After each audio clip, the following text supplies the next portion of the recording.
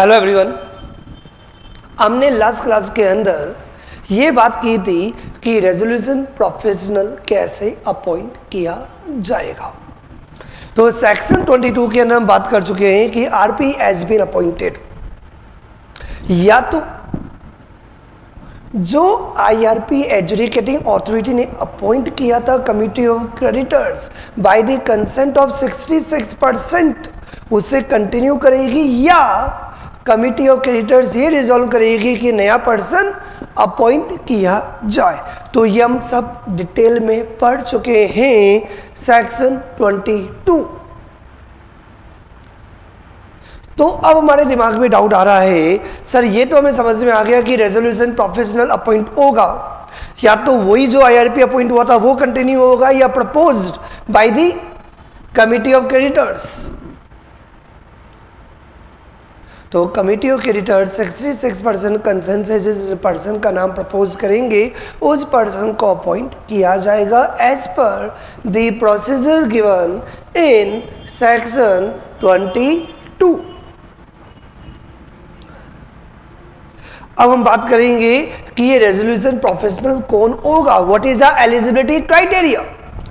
किसका eligibility criteria? ये RP appoint होने का। ये जो रेजोल्यूशन प्रोफेशनल जो अपॉइंट किया जाएगा, इस रेजोल्यूशन प्रोफेशनल का एलिजिबिलिटी क्राइटेरिया क्या होगा? क्या कोई भिखारी आरपी बन सकता है? क्या कोई थर्ड क्लास पास बच्चा आरपी बन सकता है? देश का प्रधानमंत्री बन सकता है? नेता बन सकता है? नेता बनने के लिए एलिजिबिलिटी क्राइटेरिया नहीं होता कि 10th पास होना चाहिए, 12th पास होना चाहिए। क्या आरपी अपॉइंट होने के लिए भी कोई एलिजिबिलिटी है, कोई रिक्वायरमेंट है? यस।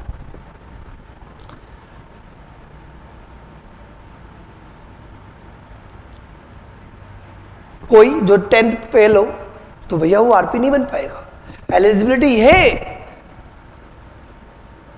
जो आईपी होगा वो ही आरपी बनेगा। क्या? जैसे स्टैट्यूटरी ऑडिट कौन करता है? Chartered accountant. तो सीए बनना पड़ता है। तो वैसे ही यदि आप आरपी के रूप में अपॉइंट होना चाहते हो, रेजोल्यूशन प्रोफेशनल यदि अपॉइंट होना चाहते हो कॉर्पोरेट डेटर के, तो कौन अपॉइंट होगा? ओनली जो आईपी है, जो इंसॉल्वेंसी प्रोफेशनल है। सर ये इंसॉल्वेंसी प्रोफेशनल कौन है, ये मैं आगे डिटेल में बात बताऊंगा। आईपी वाला टॉपिक हमारा सेपरेट है, नेक्स्ट क्लास में हम डिस्कस करेंगे who will be the IP. लेकिन IP will be the member of the IP. Insolvency professional agency का मेंबर होगा और आईबीबीआई के अंदर रजिस्टर्ड होगा। और आईपी बनने के लिए भी जो एग्जाम्स की रिक्वायरमेंट है, जो एलिजिबिलिटी है, वो आपको फुलफिल करना पड़ेगा। तो बिना एग्जाम दिए आप आईपी नहीं बनोगे। समझ में आया बेटा? यदि आप आरपी यदि बनना चाहते हो तो आरपी बनने के लिए पहली रिक्वायरमेंट है आपको आईपी होना पड़ेगा। सर ये रेजोल्यूशन प्रोफेशनल की एलिजिबिलिटी कहाँ मिलेगी? रेगुलेशन 3 के अंदर हमें मिलेगी। तो क्या पढ़ना है हमें? रेगुलेशन 3। सर रेगुलेशन 3 किसका है? IBBI, insolvency bankruptcy board of India, IP, IRP, insolvency resolution process for corporate persons, regulations 2016 का कौन सा रेगुलेशन? रेगुलेशन 3। तो रेगुलेशन 3 में हम क्या डिस्कस करेंगे? Eligibility criteria for resolution professional. Sir क्या एलिजिबिलिटी होनी चाहिए?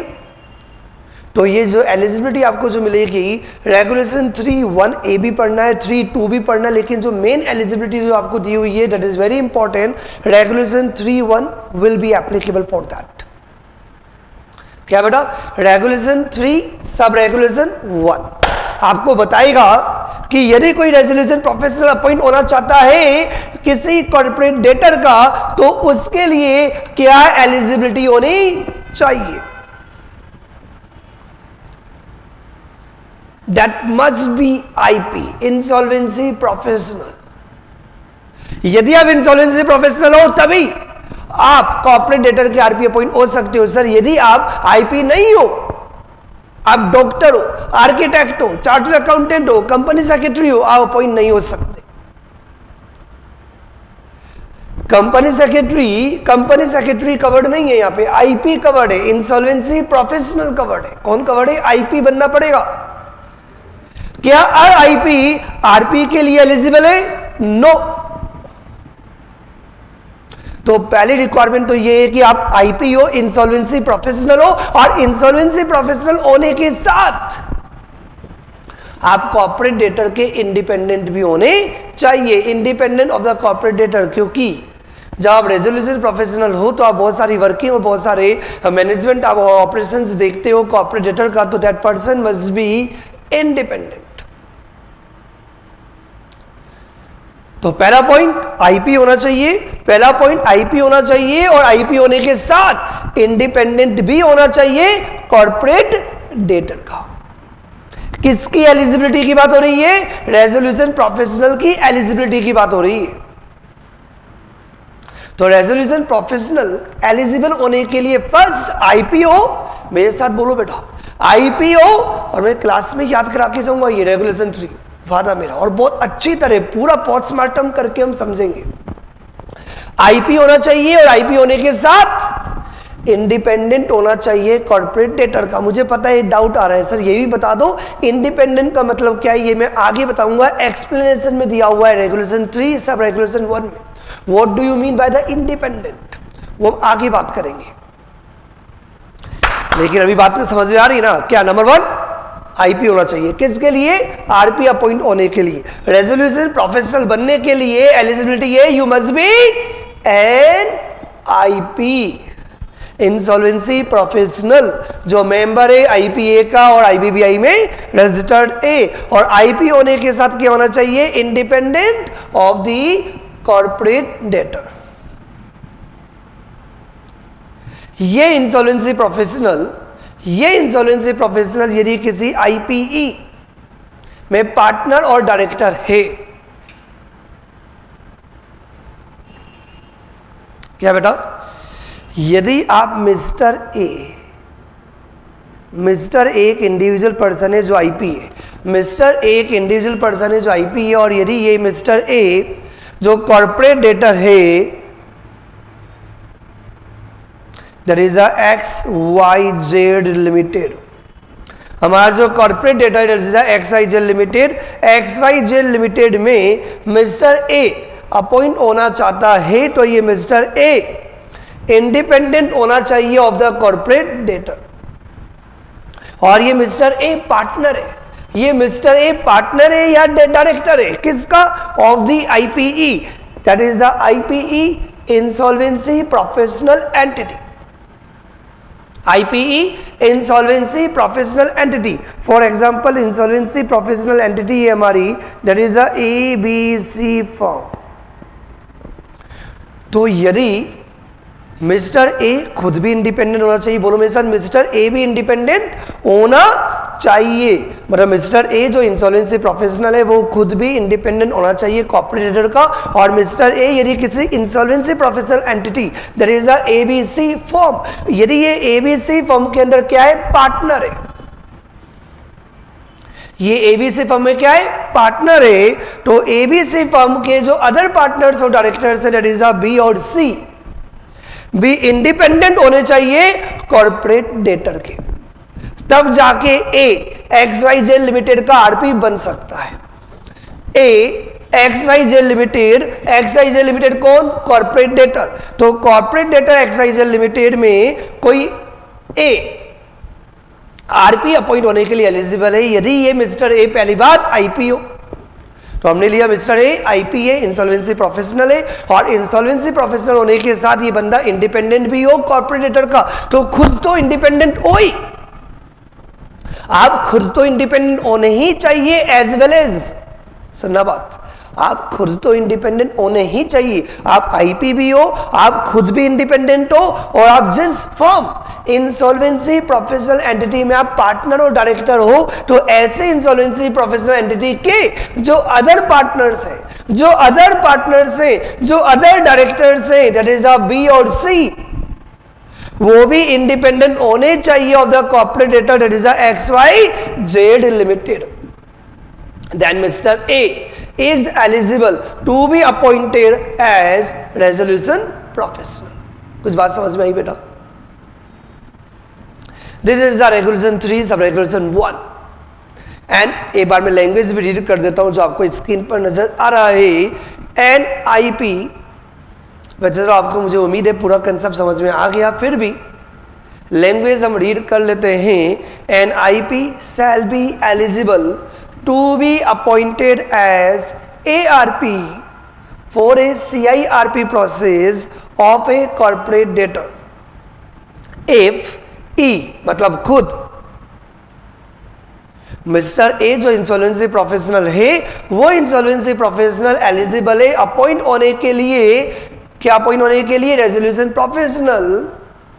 यदि वो खुद that is the mister A and जिस आईपीई में वो पार्टनर और डायरेक्टर है उसके all the partners and directors of the IPE of which he is a partner और डायरेक्टर, मतलब we are talking about the ABC firm. तो ABC firm में ए पार्टनर है तो एबीसी फर्म के जो अदर पार्टनर्स हैं, जो अदर डायरेक्टर्स हैं, वो भी क्या होने चाहिए? इंडिपेंडेंट होने चाहिए of the corporate debtor. Now we come to the explanation. What do you mean by the independent? किसी भी पर्सन को कॉर्पोरेट डेटर का इंडिपेंडेंट कब माना जाए?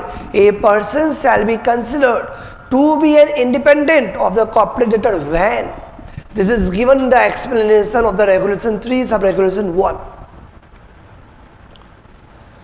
क्योंकि रेगुलेशन 3 सब रेगुलेशन 1 पढ़ने के बाद हमें समझ में आ गया कि जो इंसॉल्वेंसी प्रोफेशनल हो, जो आईपी हो और आईपी होने के साथ इंडिपेंडेंट हो, वो खुद भी और जिस फर्म के अंदर पार्टनर और डायरेक्टर है उस फर्म के अदर पार्टनर्स और डायरेक्टर्स भी इंडिपेंडेंट होने चाहिए। तो बता दो सर ये इंडिपेंडेंट क्या होता है? सर यहाँ पे इंडिपेंडेंस का मतलब क्या है? ए पर्सन को आप कॉर्पोरेट डेटर का इंडिपेंडेंट बोल सकते हो। कितनी बातें याद रखनी है आपको? 3 पॉइंट्स। कितनी बातें बेटा? 3 पॉइंट्स। ये 3 पॉइंट्स आपको देखने पड़ेंगे और यदि इन रिक्वायरमेंट को यदि आप फुलफिल कर देते हो तो वो पर्सन इंडिपेंडेंट माना जाएगा कॉर्पोरेट डेटर का। पहली रिक्वायरमेंट, यदि वो ए, मैं ये नहीं बोल रहा कि ए इंडिपेंडेंट डायरेक्टर हो, ए यदि कॉर्पोरेट डेटर, ए कौन? वो इंसॉल्वेंसी प्रोफेशनल जो आरपी के रूप में अपॉइंट होना चाहता है, यदि ये ए इंडिपेंडेंट डायरेक्टर अपॉइंट होने के लिए एलिजिबल है on the board of directors of XYZ limited corporate debtor. तो हमने कॉर्पोरेट डेटर के लिए एग्जांपल लिया था XYZ लिमिटेड। तो XYZ लिमिटेड के बोर्ड ऑफ डायरेक्टर्स पे यदि ए एलिजिबल है, मैंने ये नहीं बोला कि आप इंडिपेंडेंट डायरेक्टर हो, you are eligible to be appointed as a independent director. तो इंडिपेंडेंट डायरेक्टर के रूप में अपॉइंट होने के लिए कौन एलिजिबल होता है? ये दिया हुआ है कंपनीज एक्ट 2013 में सेक्शन 149 में। तो as per section 149 of the companies act 2013 यदि कोई पर्सन यदि इंडिपेंडेंट डायरेक्टर, और इंडिपेंडेंट डायरेक्टर की रिक्वायरमेंट कहां मिलेगी? सेक्शन 149 में। तो यदि कोई पर्सन यदि independent director on the board of directors of the corporate debtor यदि एलिजिबल है अपॉइंट होने के लिए तो वो इंडिपेंडेंट माना जाएगा। This is point number A. Point number B क्या कहता है? पॉइंट नंबर बी ये कहता है कि यदि वो जो जो एलिजिबल होना चाहता है आरपी अपॉइंट होने के लिए, तो वो ए इंसॉल्वेंसी प्रोफेशनल तो है, इंसॉल्वेंसी प्रोफेशनल होने के साथ इंडिपेंडेंट भी होना चाहिए। तो वो इंडिपेंडेंट कब माना जाए? जब वो कॉर्पोरेट डेटर XYZ लिमिटेड के साथ रिलेटेड पार्टी नहीं हो, not a related party of the corporate debtor. Second requirement, पहले वाले पॉइंट में हमने ये बोला कि आप एलिजिबल होने चाहिए to be appointed as independent director on the BOD of the corporate debtor, तब आप माने जाओगे इंडिपेंडेंट। आप इंडिपेंडेंट कब माने जाओगे? You must not be an related party, you must not be an related party of the corporate debtor. आप corporate debtor के रिलेटेड पार्टी भी नहीं होने चाहिए। थर्ड, मजेदार बात, जब मैं थर्ड पॉइंट बताऊंगा तो मुझे पता है थर्ड पॉइंट पढ़ के आपको कुछ भी समझ में नहीं आएगा। एक बार आप थर्ड पॉइंट स्क्रीन पर देखो, आपको लगेगा सर ये क्या हुआ, मैं एक बार रीड भी कर देता हूं, लेकिन उसके बाद एग्जाम्पल से समझाऊंगा, तब आपको बहुत अच्छी तरह समझ में आएगा कि पॉइंट नंबर सी में इंडिपेंडेंट की क्या रिक्वायरमेंट है। Is not an employee or proprietor or partner of the firm of auditors, secretarial auditors in practice or cost auditors of the corporate debtor or of a legal or consulting firm that has or had any transaction with the corporate debtor amounting to 5% or more of the gross turnover of such firm in the last 3 financial years। कुछ मजा आया sir? कुछ ज़्यादा दिमाग में गया ही नहीं। चलिए ये सी वाला पॉइंट क्लियर नहीं हुआ, ये सी वाला पॉइंट अब समझ में आएगा। विद एग्जांपल हम पोस्टमार्टम करेंगे। स्टूडेंट का डाउट ये आता है हमेशा, सर मैं लिखना क्या है? जब लैंग्वेजेस बताता हूं अवॉइड किया करो, जो चार्ट में बना रहा हूं, जो मैं चार्ट आपको दिखा रहा हूं स्क्रीन पर, वो चार्ट आपको नोट डाउन करने, और मैं स्टार्टिंग से बोल रहा हूं लास्ट तक बोलता रहूंगा। लास्ट मोमेंट पे वन मटेरियल इज रिक्वायर्ड, क्योंकि 70 to 80% में आपको चार्ट बना के तुम देने वाला हूं, और जितने भी चार्ट है आपको कॉपी के अंदर कवर करने होंगे, और जिन पॉइंट्स के चार्ट नहीं बनते उनको आपको डायरेक्टली कॉपी के अंदर कवर करना है, जिससे कि एंड पॉइंट पर, लास्ट मोमेंट पर आपका वन स्टडी मटेरियल रहे। लास्ट मोमेंट पर आपके पास हमेशा एक ही स्टडी मटेरियल होना चाहिए, 2 स्टडी मटेरियल नहीं हो सकते। तो इसका मतलब ये हुआ कि जो मैं आपको स्क्रीन पर दिखा रहा हूं, जो मैं पढ़ा रहा हूं चार्ट फॉर्म के अंदर, वो सब आपको नोट डाउन करना है। सर टाइम वेस्ट होता है, ये टाइम वेस्ट नहीं होता, ये टाइम इन्वेस्ट होता है, क्योंकि अभी आपने आधा घंटा ज्यादा भी दे दिया ना बेटा, उस टाइम की कोई वैल्यू नहीं है। लास्ट टाइम में आपको 3 दिन के अंदर पूरा रिवीजन करना होता है, 2 दिन के अंदर रिवीजन करना होता है, फिर आपको 10 से 12 घंटे के अंदर पूरा रिवीजन करना होता है। तो ऐसे केसेस के अंदर आपका सारा स्टडी मटेरियल एक ही जगह होना चाहिए। ठीक है, ये तो बात मैंने बीच में बता दी। वापस से come back to the main point, हम यहाँ पे ये बात कर रहे हैं सर पॉइंट नंबर सी में किसकी बात हो रही है?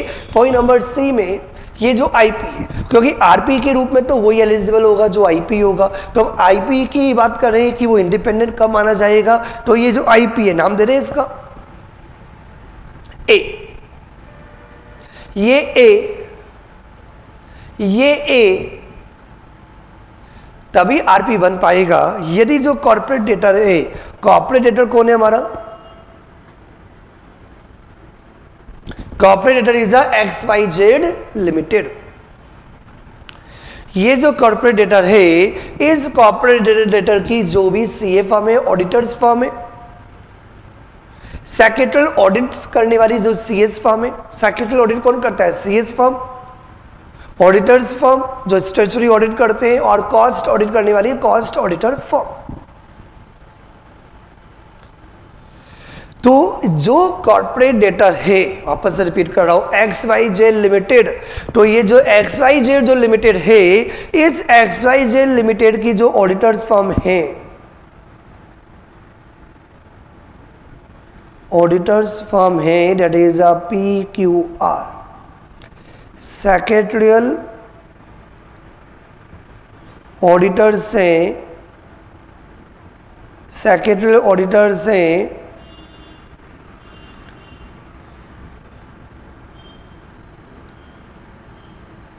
क्या नाम दे इसको अपन? अच्छा, इसको हम नाम दे देते हैं, क्या नाम दे? EFG, ठीक है ना सर? कॉस्ट ऑडिटर्स, मान लो कॉस्ट ऑडिट होती ही नहीं है, और जब XYZ लिमिटेड को कॉस्ट ऑडिट कराने की जरूरत नहीं है, हमें एग्जांपल के लिए ले रहे, तो यहाँ पे कॉस्ट ऑडिटर फर्म नहीं होगी। आप चाहो तो बोल सकते हो ये कॉस्ट ऑडिट होती है, तो कॉस्ट ऑडिटर फर्म भी लिख दो। तो कॉर्पोरेट डेटर की जो भी ऑडिटर्स फर्म PQR है, और जो ये कॉर्पोरेट डेटर XYZ लिमिटेड की जो EFG फर्म है, ये A, that is a IP, ये A, that is a IP, ये ए पार्टनर भी नहीं है, पी क्यू आर भी नहीं है, क्योंकि नाम से इंडिकेट करता है पी क्यू आर फर्म में तो 3 पार्टनर है पी क्यू आर, तो ये ए पार्टनर भी नहीं है इन द सीए फर्म और in the secretary auditor firm. यदि सोल प्रोप्राइटर फर्म है, जरूरी नहीं है कि पार्टनर से फर्म के फॉर्म में ही सीए फर्म हो, सीए फर्म आपकी सोल प्रोप्राइटर से फर्म भी हो सकती है, तो सोल प्रोप्राइटर मालिक भी नहीं है। मतलब ये कि ये इंसॉल्वेंसी प्रोफेशनल इंडिपेंडेंट XYZ का तभी माना जाएगा जब XYZ की जो ऑडिटर फर्म है, XYZ की जो ऑडिटर फर्म है, जो सेक्रेटरी ऑडिटर फर्म है और जो कॉस्ट ऑडिटर फर्म है, उनका वो सोल प्रोप्राइटर नहीं हो, मतलब ये ऑडिट इसने नहीं ली। मतलब यदि आप आईपी हो तो हो सकता है कि आप सीए भी हो, आप आईपीओ तो हो सकता है कि आप सीएस भी हो, आईपीओ तो आप हो सकता है कि आप सीएमए भी हो। पहले सीएमए बोला करते थे, आजकल तो सीएमए को भी सीए ही बोलते हैं, कॉस्ट अकाउंटेंट। तो हो सकता है ना कि आप आईपीओ होने के साथ सीए भी हो, तो as a CA in practice हो सकता है कि आप कॉर्पोरेटर की ऑडिट करते हो। तो आप यदि उस XYZ के लिए ऑडिट भी करोगे तो क्या आप इंडिपेंडेंटली आरपी बन पाओगे?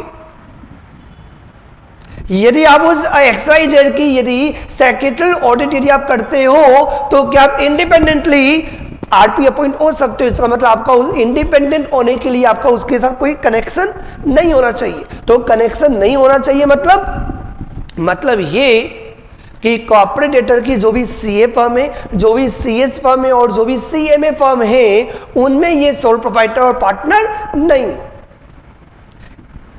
और यदि ये PQR भी नहीं है, EFG भी नहीं है, एज वेल एज एम्प्लॉय भी नहीं होना चाहिए इन फर्म के अंदर, सीए फर्म के अंदर, सीएस फर्म के अंदर और सीएमए फर्म के अंदर। मतलब ये कि जो XYZ लिमिटेड जो कॉर्पोरेटर है, जो कॉर्पोरेटर की जो भी ऑडिट करने वाले जो पार्टनर्स हैं, ऑडिट करने वाले जो भी सोल प्रोप्राइटर है या उसके जो भी एम्प्लॉइज है, वो नहीं होना चाहिए। नॉट कौन? आईपी। कौन? आईपी। मतलब ये आईपी मिस्टर ए, ये आईपी मिस्टर ए इंडिपेंडेंट माना जाएगा कॉर्पोरेट डेटर XYZ लिमिटेड का यदि ये मिस्टर ए इस कॉर्पोरेट डेटर XYZ लिमिटेड की जो भी ऑडिटर्स फर्म है, जो भी सेक्रेटरियल ऑडिटर्स फर्म है, उसमें ना ही वो पार्टनर हो, ना ही वो प्रोप्राइटर हो, ना ही एम्प्लॉई हो। In the last 3 financial years का देखना है, आज भी और आज से पहले के जो 3 फाइनेंशियल ईयर्स है, इन लास्ट 3 फाइनेंशियल ईयर्स के अंदर ना ही आप एम्प्लॉई हो, ना ही आप प्रोप्राइटर हो और ना ही आप पार्टनर हो। किसके? of the auditors firm, of the secretarial auditor firm, of the cost auditors firm। तो देन हमारे एग्जांपल के अकॉर्डिंग मिस्टर ए जो XYZ लिमिटेड की जो भी ऑडिट करने वाली जो फर्म है और सेक्रेटरी ऑडिट करने वाली जो फर्म है, ना ही उनमें वो पार्टनर है, ना ही वो सोल प्रोप्राइटर है और ना ही वो एम्प्लॉई है, तो mister A will be consider as a independent. समझ में आया बेटा? पॉइंट नंबर सी में 2 पॉइंट है, तो 2 पॉइंट में से 1 पॉइंट का हमने पोस्टमार्टम यहां पे कर लिया। आगे बढ़े सर, बड़ा मजा आ रहा है। सेकंड पॉइंट क्या कहता है? सेकंड पॉइंट ये कहता है कि जो आईपी है that is a mister A, तो ये जो आईपी है that is a mister A, ये मिस्टर ए आईपी इंडिपेंडेंट माना जाएगा कॉर्पोरेट डेटर का। किसका? ये IP mister a corporate debtor. क्या नाम है कॉर्पोरेट डेटर का? सेम एग्जांपल हम रखेंगे, दैट इज XYZ लिमिटेड। ये mister A XYZ limited corporate debtor का क्या माना जाएगा? इंडिपेंडेंट माना जाएगा यदि इस कॉर्पोरेट डेटर की जो लीगल और कंसल्टिंग फर्म है, क्योंकि जो भी कॉर्पोरेट डेटर है, कंपनी है, LLP है, बॉडी कॉर्पोरेट है, उनको लीगल कंसल्टेंसी तो लेनी ही होती है। तो जो भी उनकी लीगल फर्म्स है और जो भी उनकी कंसल्टिंग फर्म है, क्योंकि एडवाइजेस तो आपको लेनी ही होती है। क्या एवरी लीगल फर्म की बात की जा रही है? क्योंकि जनरली जितने भी बड़े बॉडी कॉर्पोरेट्स होते हैं और ये जितनी भी कंपनीज हैं, ये जनरली एक फर्म से कंसल्टिंग लेने की बजाय 3-4 फर्म से कंसल्ट कर लेती है। जैसे हम भी क्या करते, जब डॉक्टर के पास जाते हैं तो एक ही डॉक्टर का ओपिनियन लेने की बजाय 2-3 डॉक्टर से ओपिनियन लेना प्रीफर करते हैं। तो वैसे ही बड़ी बड़ी कंपनीज, ये जो भी बॉडी कॉर्पोरेट्स हैं, ये भी जनरली किसी मैटर के रिगार्डिंग उनको कंसल्ट करना होता है तो 2-3 ओपिनियन ये लेते हैं। तो क्या यहां पे सारी लीगल फर्म को देखा जाएगा? No sir. कैसे लीगल फर्म, कैसे कंसल्टिंग फर्म? ऐसी लीगल फर्म, ऐसी कंसल्टिंग फर्म। क्या बेटा? ऐसी लीगल फर्म और ऐसी कंसल्टिंग फर्म। कैसा बेटा? ऐसी लीगल और कंसल्टिंग फर्म जिसका ट्रांजैक्शंस अमाउंटिंग टू 5% और more of the gross turnover of such firm. मतलब ये कि ये जो लीगल और कंसल्टिंग फर्म है किसकी बेटा? कॉर्पोरेट डेटर की। तो कॉर्पोरेट डेटर की 2 लीगल और कंसल्टिंग फर्म है।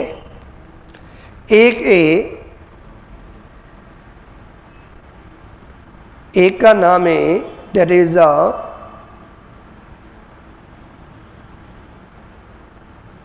RST फर्म, एक का नाम है दैट इज ABC फर्म। ये जो कॉर्पोरेट डेटर है उसकी 2 लीगल और कंसल्टिंग फर्म हम यहाँ पे प्रिज्यूम करते हैं। One is RST firm, second is ABC firm. ये जो RST फर्म है, क्या बेटा? ये जो RST फर्म है, इस RST फर्म ने कॉर्पोरेट डेटर के साथ ट्रांजैक्शंस किया। मतलब जो फीस का अमाउंट जो लिया वो कितना लिया?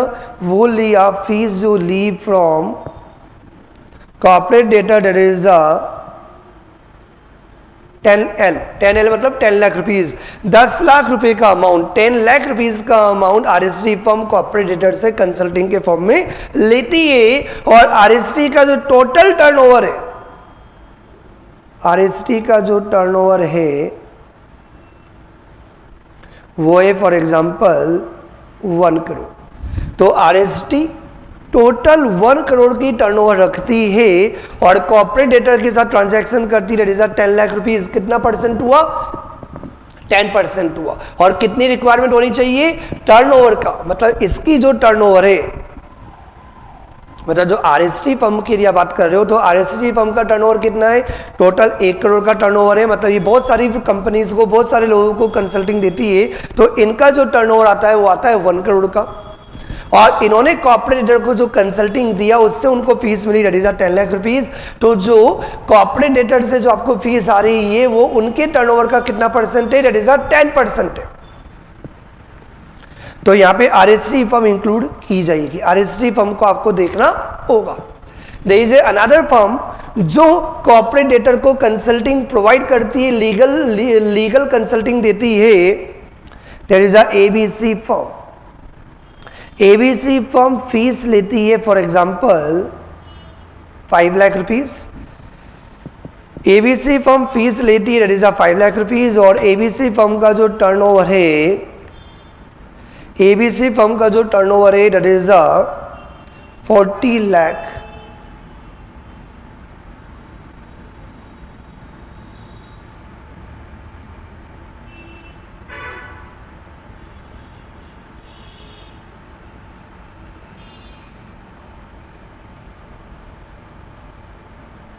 $20L। तो ABC फर्म की जो टोटल टर्नओवर आती है डिफरेंट कंपनीज और फर्म को कंसल्टिंग प्रोवाइड करके 20 लाख आती है। और कॉर्पोरेट डेटर XYZ को उन्होंने कंसल्टिंग प्रोवाइड किया 5 लाख रुपीज का। तो ABC का जो टर्नओवर आ रहा है, जो ट्रांजैक्शंस आ रहा है वो 5% से कम आ रहा है। 20 लाख का जो 5% होगा वो कितना होगा? सर 5% तो बहुत ही कम हुआ ना। कितना हुआ? 1 लाख रुपीज। तो यहां पे जो 20 lakhs का जो 5 लाख रुपीज,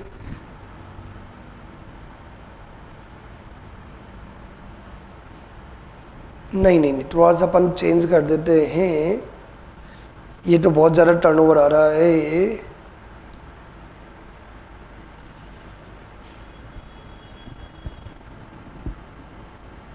एक मिनट,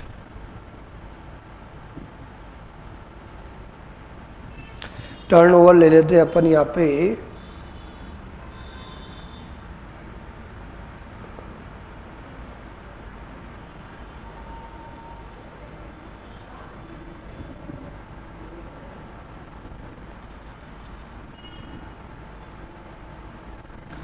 $1.5 करोड़।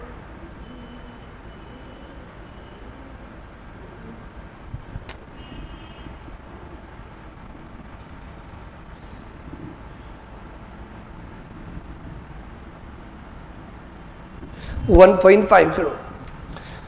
तो यदि आप 1.5 करोड़ का यदि 5 lakhs आ रहा है, 1.5 करोड़ का 5 करोड़, तो 1.5 करोड़ का 5 करोड़ 5 लाख रुपीस का यदि अमाउंट आएगा तो वो अमाउंट कितना होगा? 5% से कम है। तो यहाँ पे ABC लिमिटेड नहीं देखा जाएगा, तो ABC लिमिटेड लगाओ।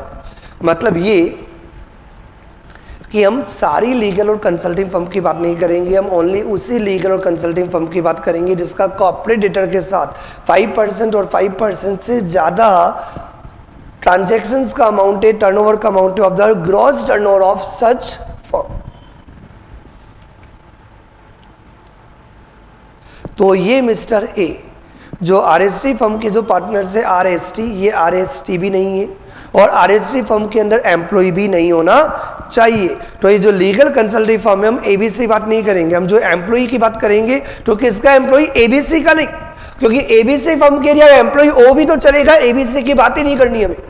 हम उस लीगल कंसल्टिंग फर्म की बात करेंगे जिसका कॉर्पोरेट डेटर के साथ ट्रांजैक्शंस कितना हो?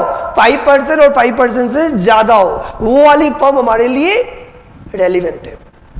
और ऐसे जो आरएसटी फर्म है उस आरएसटी फर्म के अंदर ना ही आप एम्प्लॉय हो, ना ही आप पार्टनर हो, ना ही आप प्रोप्राइटर हो, तब जाके ये जो मिस्टर ए वो क्या माना जाएगा? वो इंडिपेंडेंट माना जाएगा ऑफ द कॉर्पोरेट डेटा। और ये एम्प्लॉय प्रोप्राइटर पार्टनर आपको देखना पड़ेगा in the last 3 financial years. मतलब ये रिक्वायरमेंट आपको पिछले 3 फाइनेंशियल ईयर्स के अंदर कैलकुलेट करना होगा। तो पिछले 3 सालों के अंदर आपको ये देखना पड़ेगा कि ऐसे लीगल और कंसल्टिंग फर्म जो कॉर्पोरेट डेटर के साथ 5% और 5% से ज्यादा ट्रांजैक्शंस करती हैं उस फाइनेंशियल ईयर में,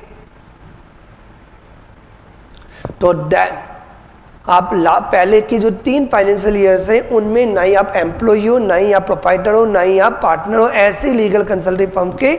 और यहाँ पे मिस्टर ए ना ही आर आता है, ना ही एस है, ना ही टी है और ना ही वो उस आरएसटी फर्म के अंदर एम्प्लॉय है, तो ये मिस्टर ए इंडिपेंडेंट माना जाएगा of XYZ limited it is a corporate debtor. This is the point number 6।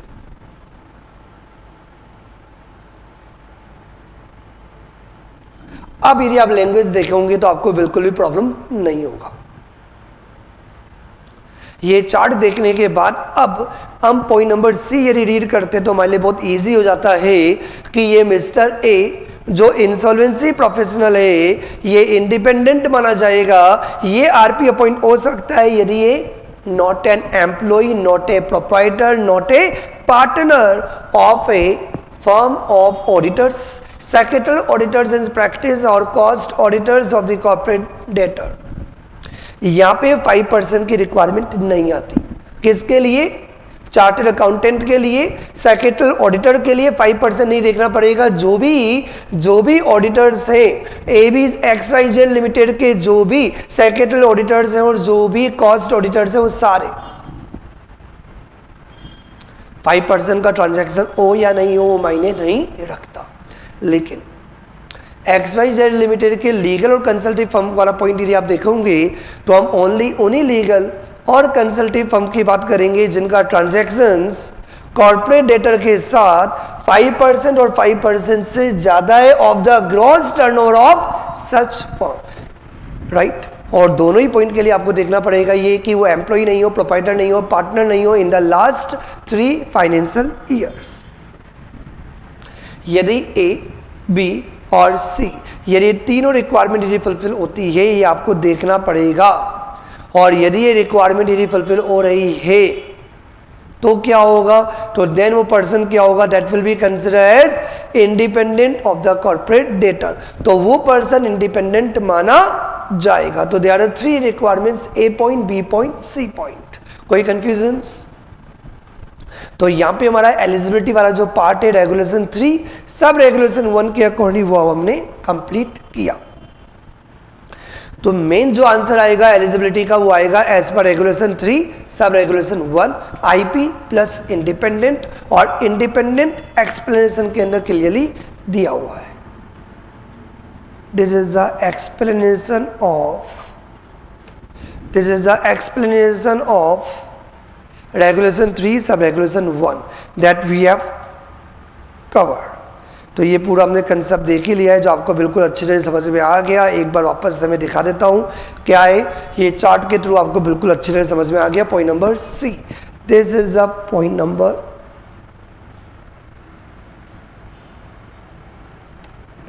C, point number 1 और point number 2 in the point number C, right. Now regulation 3 sub regulation 1A। Regulation 3 sub regulation 1A एक तरीके से eligibility तो है बोल सकते हो, लेकिन मेन एलिजिबिलिटी नहीं है, कुछ पॉइंट्स आपको एडिशनली देखने हैं। यदि आप आरपी को यदि अपॉइंट करना चाहते हो तो आरपी का रिटर्न कंसेंट भी आपको लेना पड़ेगा, और ये आपको ध्यान होगा, ये हम पहले ऐसी बातें कर चुके हैं। यदि आईआरपी को भी यदि कंटिन्यू करना है तो भी आपको उसका रिटर्न कंसेंट चाहिए होगा, और यदि नए पर्सन को भी यदि आप अपॉइंट करना चाहते हो तो उसका रिटर्न कंसेंट के बिना तो काम होगा ही नहीं। तो where the committee of creditors COC decide to appoint the IRP as RP और रिप्लेस द आईआरपी या रिप्लेस द आरपी, या एक बार आरपी अपॉइंट हो गया उसको आप रिप्लेस करके नया आरपी यदि अपॉइंट करना चाहते हो, तो जब भी आप आरपी अपॉइंट करना चाहते हो तो obtain the return consent of the proposed RP in the form number AA। समझ में आ गया बेटा? This is the regulation 3 sub regulation 1 है। इसमें एक ही बात बोला गया है कि जब आरपी अपॉइंट होगा, चाहे रिप्लेस करके हो, चाहे नया पर्सन हो, चाहे आईआरपी हो, उस पर्सन के आपको रिटर्न कंसेंट लेनी होगी, और रिटर्न कंसेंट ली जाएगी in the form number AA में। रेगुलेशन 3 सब रेगुलेशन 2 क्या कहता है, a resolution professional shall make the disclosure at the time of his appointment, कि उसका कोई यदि पर्सनल इंटरेस्ट हो या कुछ भी हो, तो प्रोफेशनल बॉडीज को हमेशा अपना कोई इंटरेस्ट होता है तो वो डिस्क्लोज करना होता है, क्योंकि रेजोल्यूशन प्रोफेशनल कौन है, that is the member of the professional body, that is the IPA का मेंबर है, दैट इज द आईपीए। और जितने भी प्रोफेशनल पर्सन है टाइम टू टाइम अपने इंटरेस्ट का डिस्क्लोजर देते हैं। तो ये रेजोल्यूशन प्रोफेशनल जिस समय ये अपॉइंट हो रहा है उस समय भी अपने इंटरेस्ट को डिस्क्लोज करेंगे, और उसके बाद भी as per the code of conduct जो आईपी के लिए एप्लीकेबल होता है, और आरपी कौन है, आईपी है, तो आईपी को भी वो कोड ऑफ कंडक्ट अप्लाई करना पड़ेगा, जो हम आगे डिस्कस करेंगे कि आईपी के लिए क्या क्या कोड ऑफ कंडक्ट है। लेकिन फिलहाल यहाँ पे समझ में आ गया जो बहुत सिंपल सा पॉइंट है कि आरपी अपॉइंटमेंट के टाइम भी और जब तक आप आरपी के रूप में कंटिन्यू कर रहे हो तब तक आपको अपने डिस्क्लोजर्स देना होगा। Now we come to the regulation 3 sub regulation 3 last. Regulation 3 sub regulation 3 क्या कहता है, वो ये कहता है कि जो रेजोल्यूशन प्रोफेशनल है who is a director or partner of the IP, he shall not continue as IPE, shall not continue as RP in CIRP if the IPE or any other partner or director of such IPE represents any of the other stakeholder in the same CIRP। क्या समझ में आया? ये समझ में आया कि ये कॉर्पोरेट डेटर है,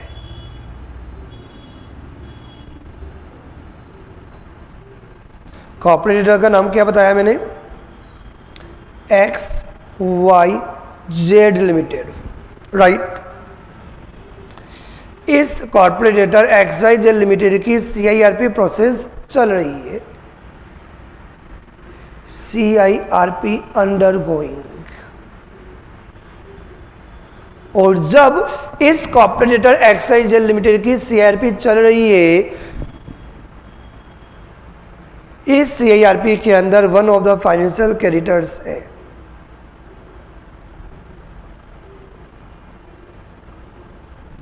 कोई फाइनेंशियल क्रेडिटर है,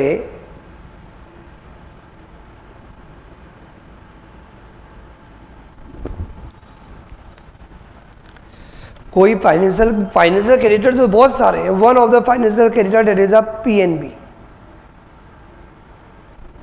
तो यदि one of the financial creditor that is a PNB, और PNB ने क्या किया हुआ है,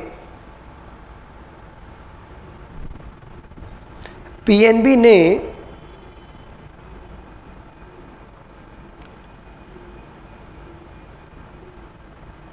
एक ऑथोराइज्ड रिप्रेजेंटेटिव अपॉइंट किया हुआ है, और ये ऑथोराइज्ड रिप्रेजेंटेटिव कौन है? That is a mister B, that is a IP।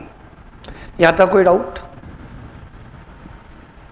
Corporator XYZ limited, उसका CIRP चल रहा है, तो उसके CIRP के अंदर फाइनेंशियल क्रेडिटर्स को वोट देना होता है, फाइनेंशियल क्रेडिटर्स को रिप्रेजेंट करना होता है।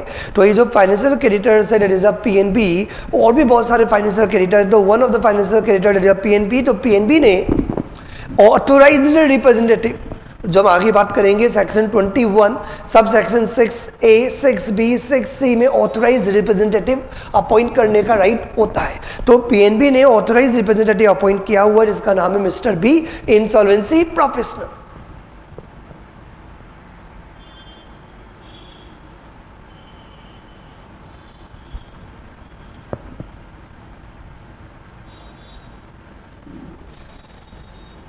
और हम चाहते हैं कि जो mister A,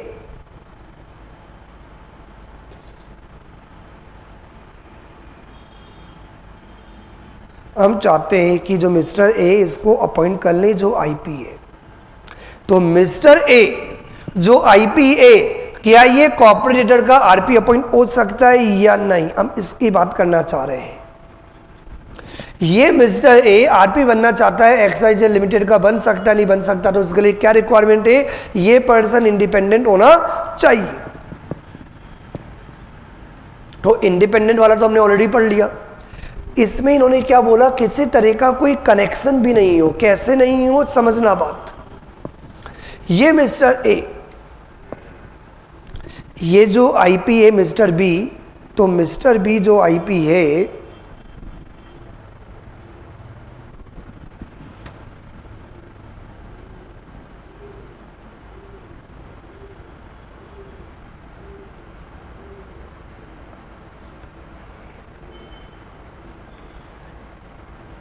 Mr. A is a partner. Mr. A is a partner of the IPE. There is an insolvency professional entity that named is ABC firm. और इस ABC firm का one of the partner है, that is a partner Mr. B.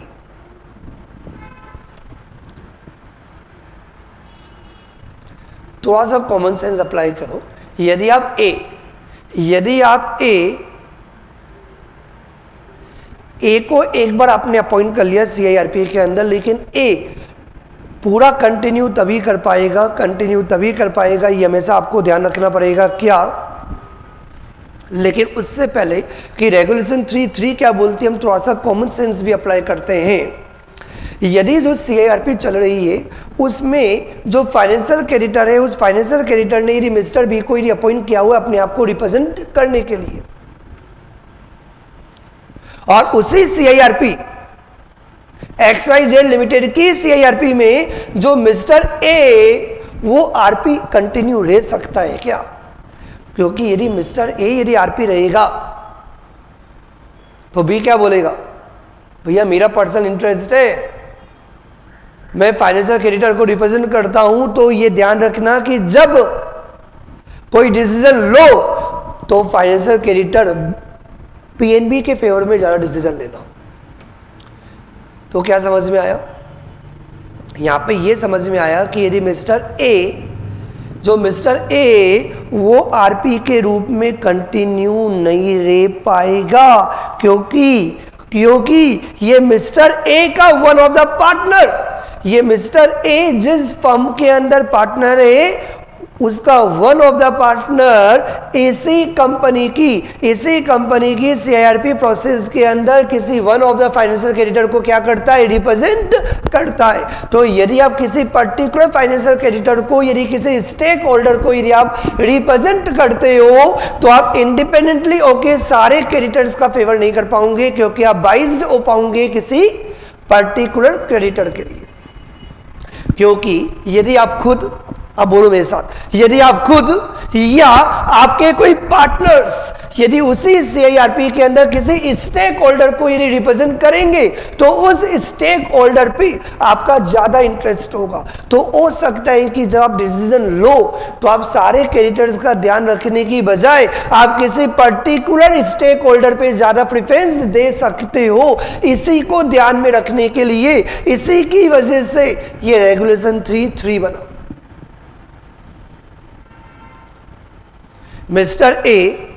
Mister A जो insolvency professional है वो XYZ का RP तभी continue रहेगा, आरपी तभी अपॉइंट किया जाएगा। एक बात आपको हमेशा ध्यान रखनी होगी, वो ये कि खुद भी और आपके जो पार्टनर्स हैं, जिस फर्म के अंदर आप पार्टनर हो, आपके जो अदर पार्टनर्स हैं और जो अदर डायरेक्टर्स हैं वो सेम कॉर्पोरेट डेटर की सीआईआरपी प्रोसेस के अंदर किसी भी तरीके से इन्वॉल्व नहीं हो, उस सीआईआरपी प्रोसेस के अंदर किसी भी स्टेक होल्डर को रिप्रेजेंट नहीं करते हो।